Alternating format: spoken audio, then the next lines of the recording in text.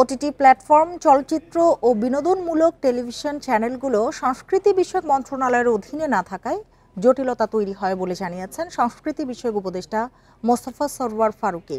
মঙ্গলবার দুপুরে North South বিশ্ববিদ্যালয়ে international conference on culture and art এডুকেশনে প্রধান অতিথির বক্তব্যে তিনি একথা বলেন। সংস্কৃতি উপদেষ্টা বলেন, এসব প্ল্যাটফর্ম তথ্য মন্ত্রণালয়ের অধীনে, কিন্তু কোনো সমস্যা দেখা দিলে তার দায় সংস্কৃতি বিষয়ক মন্ত্রণালয়ের উপরে বর্তায়। তাই সবকিছু একই মন্ত্রণালয়ের অধীনে আনলে সেসব সমস্যার সমাধান হবে। এদিকে দেশে চলমান মতবিভেদ প্রসঙ্গে তিনি বলেন, পতিত আওয়ামী লীগ সরকারের সময়ে পক্ষ বিপক্ষের সংস্কৃতি তৈরি হয়েছিল। ভিন্ন মতকে সবসময় দমিয়ে রাখা হতো, যার ফলে এই জুলাই অভ্যুত্থান।